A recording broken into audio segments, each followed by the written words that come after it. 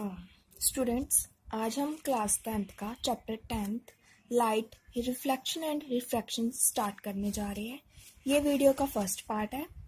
We see a variety of objects in the world around us. हम अपने आसपास दुनिया में अलग अलग प्रकार की वस्तुएं देखते हैं। However we are unable to see anything in a dark room. हम एक अंधेरे रूम में कुछ भी देखने में सक्षम नहीं होते।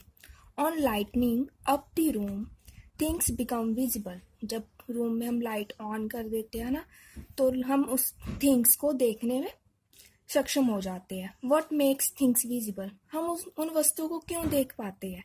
क्या कभी आपने ये सोचा है? During the day the sunlight help us to see object.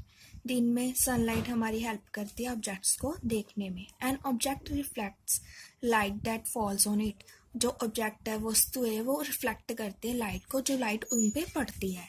ठीक है। This reflected light when received by our eyes enables us to see things. जब ये रिफ्लेक्टेड लाइट जो कि ऑब्जेक्ट के द्वारा रिफ्लेक्ट की जाती है, जब हमारी आईज पे पड़ती है, तो उसकी वजह से हम क्या कर पाते हैं? ऑब्जेक्ट्स को देख पाते हैं। We are able to see through a transparent medium as light is transmitted through it.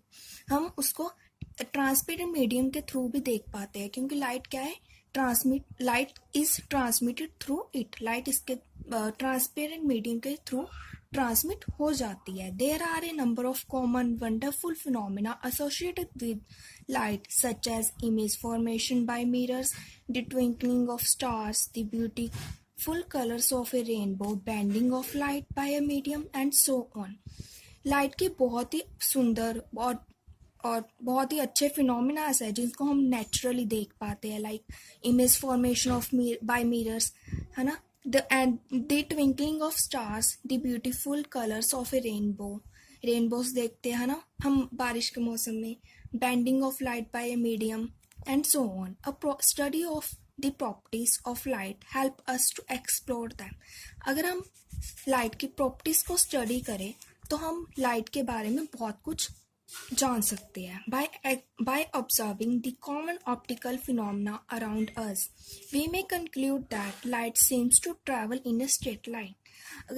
अच्छा, जो लाइट की स्टडी है उसको हम ऑप्टिक्स में कंसीडर करते हैं, इसलिए यहाँ पे ऑप्टिकल फिनोमिना वर्ड यूज किया गया है। तो जब भी हम लाइट की स्टडी ऑप्टिकल फिनोमिना को देखते हैं तो हम ये कंक्लूड कर लेते हैं कि लाइट क्या है? Light travel in straight lines.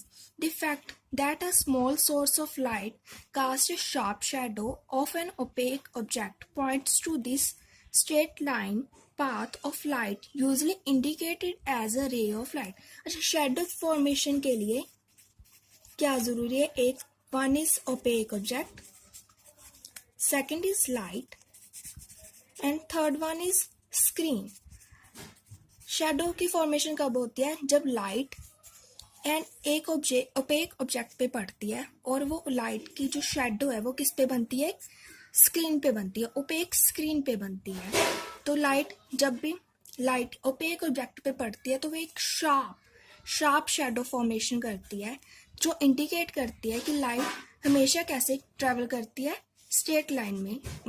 हमेशा नहीं हम इसके लिए यूज कर सकते।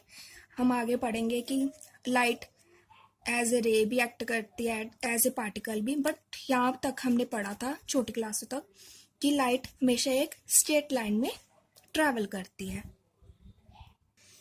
If an opaque object on the path of light becomes very small, light has a tendency to bend around it and not walk in a straight line, an effect known as diffraction of light. जैसे कि मैंने आपको बताया कि light की सिर्फ एक property नहीं है, स्ट्रेट लाइन में नहीं है, इसी तरह हम यहाँ पे पढ़ रहे हैं कि लाइट की दूसरी प्रॉपर्टी है diffraction of light. Diffraction means light के बेंड हो रही है। जब लाइट बेंड होगी तो उसको क्या बोलेंगे? Diffraction of light.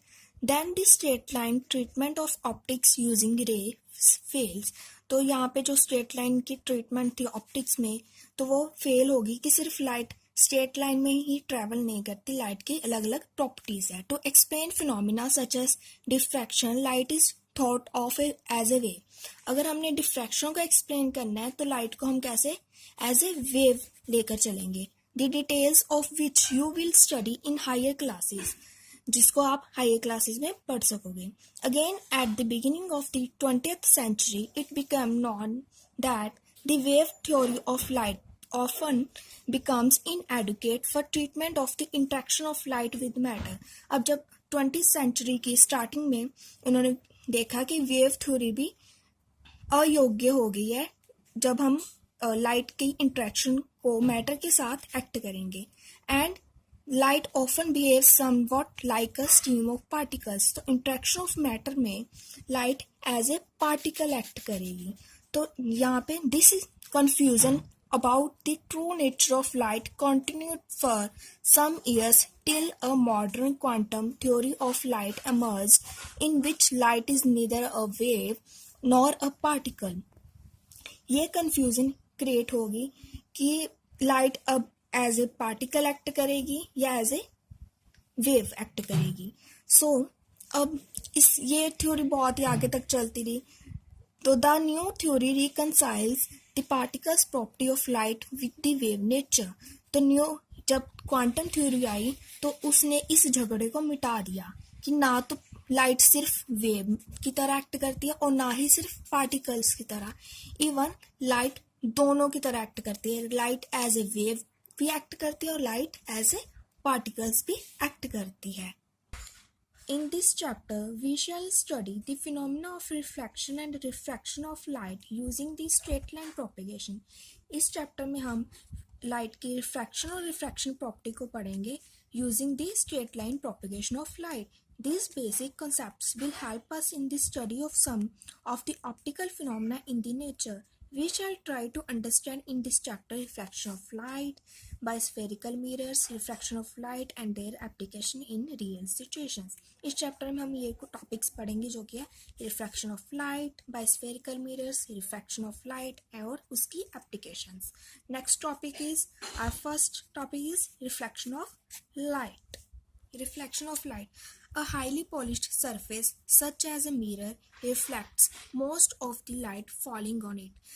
जब भी हाईली पॉलिश्ड सरफेस मिरर होगा वो लाइट को सबसे ज़्यादा रिफ्लेक्ट करेगा. You are already familiar with the laws of reflection of light. Let us recall this laws. First law है the angle of incidence is equal to the angle of reflection. जो angle of incidence है जिससे वो angle जिससे light fall हो रही है object पे वो हमेशा इज इक्वल टू होता है एंगल ऑफ रिफ्लेक्शन के. एंगल ऑफ इंसिडेंस को हम डोनेट करते हैं आई से और एंगल ऑफ रिफ्रैक्शन को हम डोनेट करते हैं आर से. सेकेंड लॉ है the incident ray the normal to the mirror at the point of incidence and the reflected ray all lie in the same plane. इस लाइन का means है जैसे ये हमारा पॉलिश्ड मिरर है, इस पे अगर हम लाइट फॉल करवाए और ये नॉर्मल है तो इसका जो एंगल ऑफ इंसिडेंस है ये क्या है इंसिडेंट रे.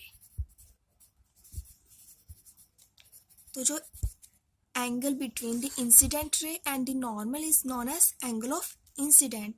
वो हमेशा इक्वल होगा एंगल ऑफ रिफ्लेक्शन के. एंगल ऑफ रिफ्लेक्शन क्या है हमारा the angle between normal and the reflected ray. Reflected ray angle of incidence is equal to angle of reflection. ये तीनों angle of incidence, normal and reflected ray एक ही plane पे लाई करेंगे. इसको हम ऐसे भी समझ सकते हैं. एंगल ऑफ रिफ्लेक्शन को आप एक बड़े ही स्मॉल से घर पे एक एक्सपेरिमेंट से समझ सकते हो. इसके लिए मैंने एक टॉर्च ली है जो कि मेरे मोबाइल की टॉर्च है और इसके लिए एक आप कॉम्ब ले सकते हो. उसमें एक छोटी सी स्लिट के लिए उसको पूरे कॉम्ब को कवर करके बस एक छोटी सी स्लिट के साइज़ का पेपर पे कट दे के उसमें से आपने लाइट पास करवानी है. लाइट पास होके रिफ्लेक्ट करेगी मिरर में से और इसमें आप देख पा रहे हो एक आपका इंसिडेंट रे एक आपकी है रिफ्लेक्टेड रे. जो इंसिडेंट रे है और बीच में आपने एक नॉर्मल कंसीडर कर लेना है. इंसिडेंट रे का एंगल हमेशा ही रिफ्लेक्टेड रे के एंगल के इक्वल रहेगा. इसका मतलब अगर आपका इंसिडेंट रे का एंगल 30 डिग्री है तो रिफ्रैक्टेड रे का एंगल भी नॉर्मल से 30 डिग्री ही रहेगा। इसलिए इससे आपका फर्स्ट लॉ आपका एक्सप्लेन हो जाता है कि angle of incidence is always equal to angle of reflection.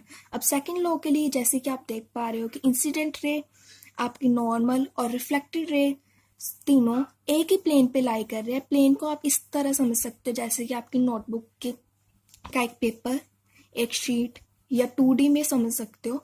तो ये तीनों ही आपकी एक ही प्लेन पे लाई करेंगे। Subscribe now and press the bell icon. Never miss an update.